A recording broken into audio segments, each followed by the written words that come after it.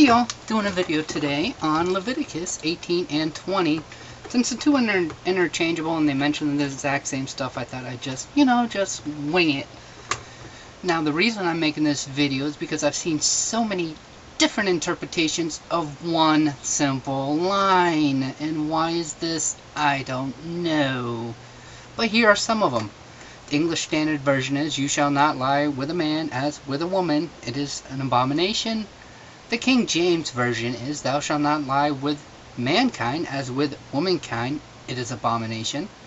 Now the Living Bible likes to state, "Homosexuality is absolutely forbidden because for it is an enormous sin." The Net Bible, "You must not have sexual intercourse with a male as one has sexual intercourse with a woman. It is a detestable act." The New International Version is, "Do not lie with a man as one lies with a woman. That is detestable." The New Living Translation's idea of it is, "Do not practice homosexuality is a detestable sin." And of course the Revised Standard Version. Does it sound like there's a standard version, really? Doesn't sound like there's a standard version to me. "Do not practice homosexuality is a detestable oh, no, wait, actually that was a line above it. I got confused. Seems like the same things happening to people that's writing these translations. "You shall not lie with a male as with a woman. It is an abomination." You know, you read all these different translations and you're just going, what's wrong with these people? Why can't they agree? It's one line in the Bible. Now, some of these say homosexuality is an abomination. But the Greeks and the Hebrews, the early Jews, had no word for it. Now some words are misinterpreted. Now those would happen to be, now the first one happened to be Gwadesh. My lazy New England tongue definitely could not have lived back in them days. Means a male temple prostitute who engaged in ritual sex. It is often mistranslated as sodomite or homosexual. So they had male prostitutes working in the temples. That's nice. Now the other one is Toiba. I know, it's not even close to what way it's supposed to be pronounced, but you know what?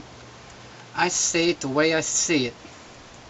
Which means a condemned foreign pagan religious cult practice, but often translated as abomination.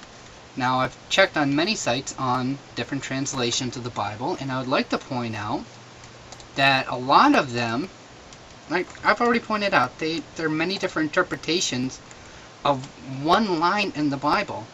Now why is that, you might ask? Are people using different dictionaries to translate this? Quite possibly. Could they be throwing in their own thoughts? More than likely. Do they have to differentiate themselves so that they can make sales over their competition, be it the Net Bible over the New International Version? Well, if you want to know why things work the way they do, follow the money. Now, what should be brought up is the simple fact that a lot of these different texts, different versions of the Bible, of Leviticus, are pointed out from the point of view as a male reading this. And back in the Greek times, women weren't much higher than pond scum, children, or slaves. Now, is it still like that? If you look at a lot of people in society nowadays, they would say yes. I mean, look at the pay rate differences. Also, the word homosexual was first used in the very late 19th century. And there is no Hebrew word that meant homosexual. So what's this saying to you? It should be saying to you that pretty much anybody that says, like the Westboro Baptist Church, likes to go on their little tangents about homosexuals and transsexuals, gays, lesbians, bisexuals are all the ill of the world. Well, maybe they might want to look into this before they condemn an entire race, the human race, which they happen to be members of. I don't see them as members of the human race, and I certainly don't see them as fellow Christians. But What the hell? It's not an exclusive club to become a Christian. All you gotta do is accept Jesus into your heart. But Jesus' main thing was, well, I mean, it's just me. But it seemed to me like Jesus' main message was love your neighbor and leave the judgment to God. And these people and other fundamentalists like to shove that, oh, God's going to hate you, God's sending you to hell. Well, the very senses in the well, these are part of the Torah actually, have been interpreted in so many different ways. Why don't you guys try something original? Why don't you just let the people have their relationship with God between the person and God? I mean, is that such a hard concept? Now, when you look at Hebrew society and Greek society back during the day, like I said, women were no greater than pond scum. That's why it's brought up the way it is. But if you look at the very next line of Leviticus, in both 18 and 20, you notice that it says, man shall not lie with beasts, woman shall not lie with beasts. But they don't bring that up in the line before that. I've also read one where it says, you shall not procreate with another animal. Okay, as far as I know, we can't procreate with anything.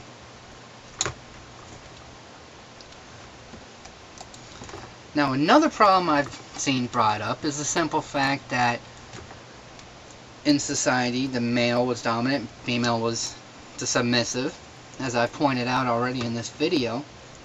And the way they looked at it is purely from an anal sex point of view. And, by the way, where do you think your G-spot is? But going beyond that, that one of the males would have to, during intercourse, have to take on the role of the female. Being the submissive, being the one that's getting boinked. Whatever. So that's another reason why they had a lot of problems with it back in the day.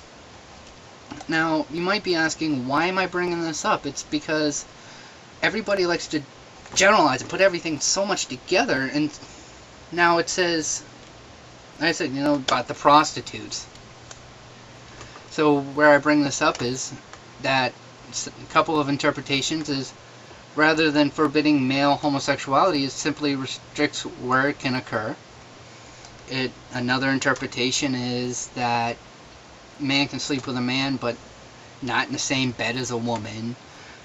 All these different interpretations, when in reality, what you should be doing is looking into your heart. I mean, is this such a hard concept to understand? If you want to know God, you want to talk with God, whatever, and you read the Bible, it's interpreted from your heart. It's like reading one verse of the Bible 10 times and means what's on the page, and then the 11th time it means something way different. That's God talking to you. That's God pushing your heart to a certain way. Is that so hard for you to understand? The Bible is a beginner's book. It's to get you in the right frame of mind to be able to interpret the feelings that you have in your heart. And people point to Leviticus and several other areas of the Bible, and they go, well, see, this is what it says here. But I've already shown that there are many different interpretations, that several of the interpretations use words that don't even mean what it says in the English version. Why not forget the sin and find the love of God? Is that really, is that so damn hard for you guys to understand? That let people find their love of God through their heart. And let the judgment come that way. You can say, well, the Bible says this and it says that, and this is how I interpret it. Well, fine, you interpret it that way. But you know what? At the end of the day, no matter how many people you try to save, you don't save one of them. You're like the farmer that plants the seed. It's Jesus that makes it grow. So on that note, I'll say, stay safe, stay frosty, and peace.